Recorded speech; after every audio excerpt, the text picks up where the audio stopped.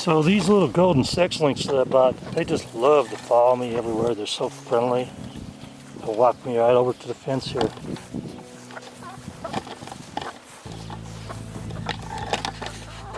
Hey girls, want some treats?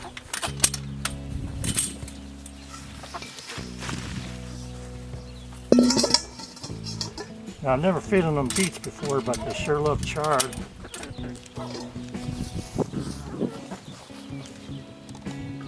Yep, and there finally is the orp that's coming. She's in rehab for being rooster-laced. I guess you'd call that.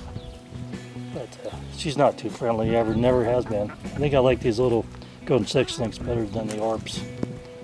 We'll see about the eggs though. If the eggs turn out really well, I might be going with this breed for egg layers from now on. Hello everybody. Well, today I'm going to thin out some beets.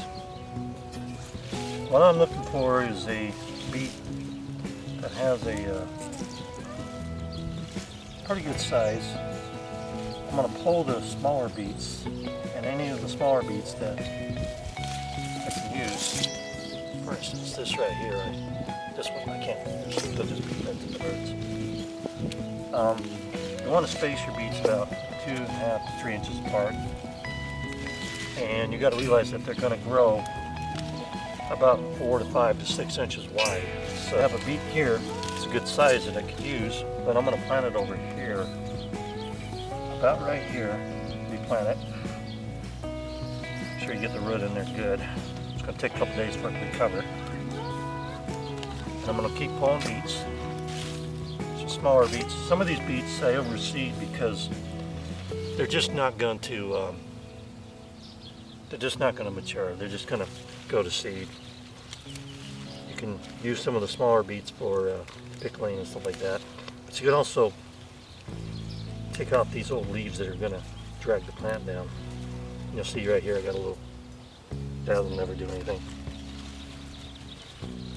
So your beets are going to grow between 4 to 5 inches wide. Sometimes 6. I've had some that big, these 2 short red beets.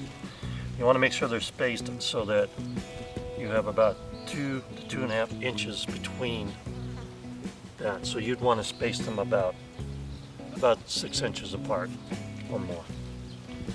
So what I do is I overseed first, and then I thin them out. And if I get any baby beets that are good size, I'll go ahead and pickle them, make some baby beet pickles.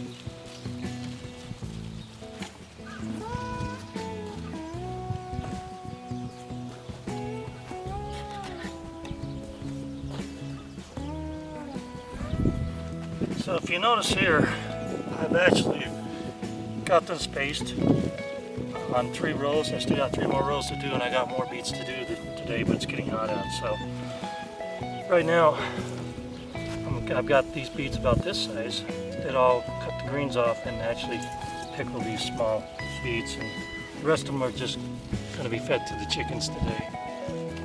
So we're going to give the chickens in the main coop some greens. Watch them go nuts over these. They love beets.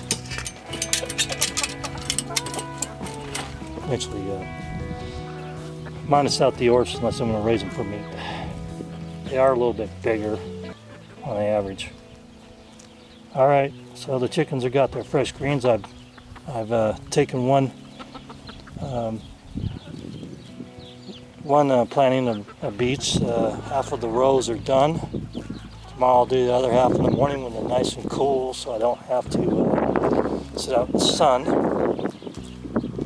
And the chickens get a treat, and I get a treat because I can make some little pickles out of the smaller ones that I had to pull.